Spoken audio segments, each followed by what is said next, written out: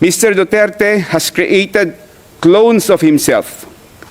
He converted millions of peace-loving citizens into bloodthirsty disciples who have become converts to the belief that violence and killings are valid solutions to societal problems.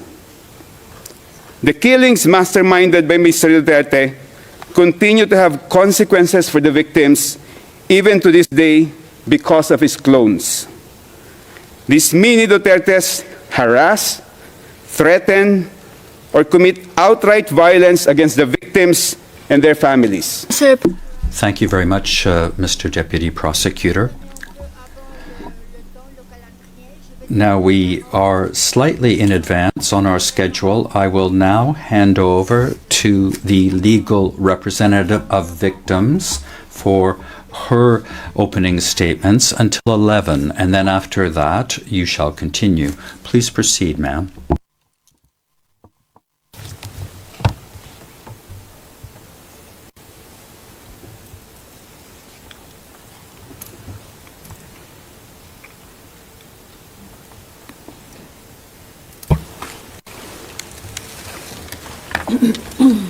Madam President, Your Honors, by way of an opening statement, we convey the views and concerns of the 497 victims authorized to participate in these proceedings. At the outset, Your Honors, we communicate the very deep disappointment of the victims at the decision allowing Rodrigo Duterte not to be present in this stage of confirmation of charges. The sight of Mr. Duterte being read and being confronted with the grave and horrible charges against him would have constituted a vital component of justice for the victims.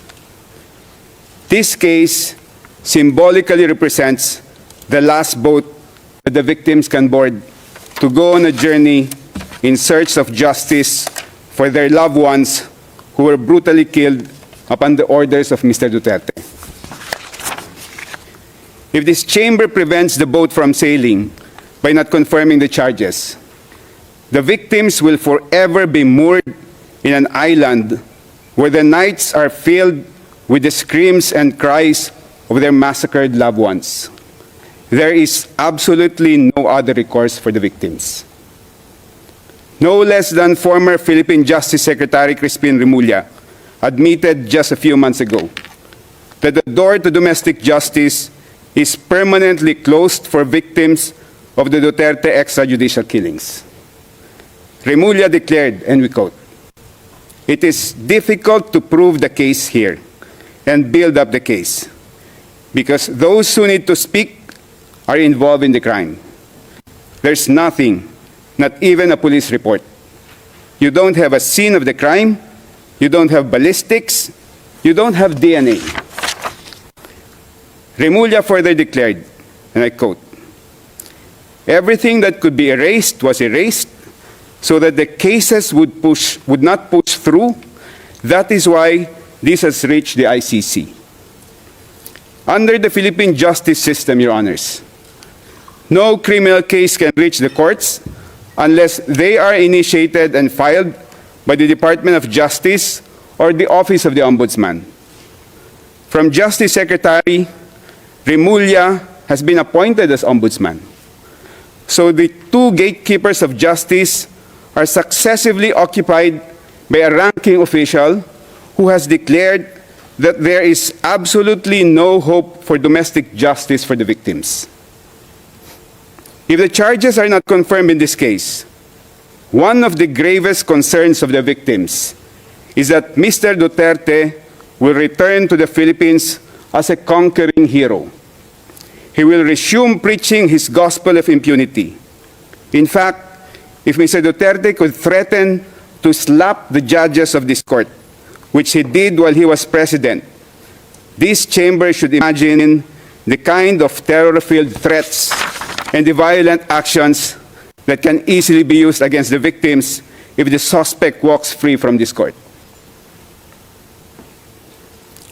If the charges are not confirmed, it is a very serious concern of the victims that Mr. Duterte will be portrayed in history by his multitude of followers as the leader who vanquished the ICC and who cleansed his country of 30,000 rapists, murderers, and dangerous criminals, which were the scornful words he sweepingly used against all those who were killed in his murderous spree.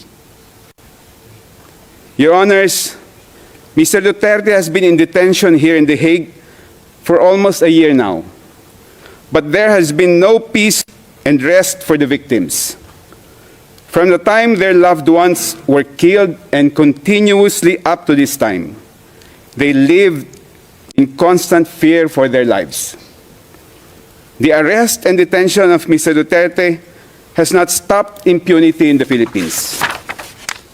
The virus of impunity that he spread all over the country has become a cancer that has metastasized, infecting millions of Filipinos.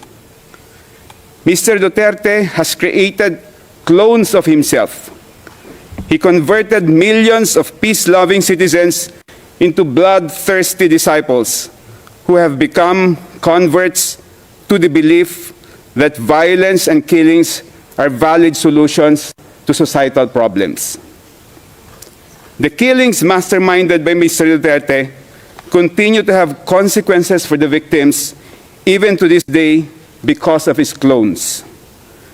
These Mini-Dutertes harass, threaten, or commit outright violence against the victims and their families. As shown by the number of victims participating in this proceeding so far, many still fear to come out and tell their stories of how their lives became a living hell as a result of Mr. Duterte's crimes, and because they are constantly terrified of being targeted with violence by Duterte fanatics. Many victims have been hesitant to participate in this ICC case because they live in communities that thrive with Duterte clones. They see the halls of power of their country teeming with Duterte disciples. They see and hear senators, congresspersons, mayors, governors, and powerful public figures who are Mini-Dutertes. The daughter of Mr. Duterte is the vice president, and she has just recently declared that she is running for president in 2028. One Duterte son is a congressman. Another is the Davao City mayor, and his grandchildren occupy positions of power. The plague of impunity has spread not only among Filipinos in the Philippines, but even among expatriate Filipinos in faraway lands like here in The Hague. When we reported to the victims that we, their external legal representatives, feel like fugitives. Apologies, Counsel, it's 11 o'clock. What did you say?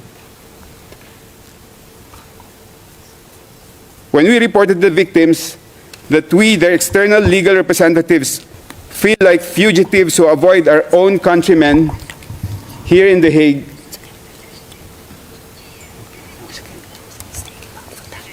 Merci beaucoup. Thank you very much, Council. We will now take a half-hour break as provided for in the schedule, and you shall resume your remarks at 11:30. These are the rules that are set in the schedule, which was set in paragraph 18 of the decision.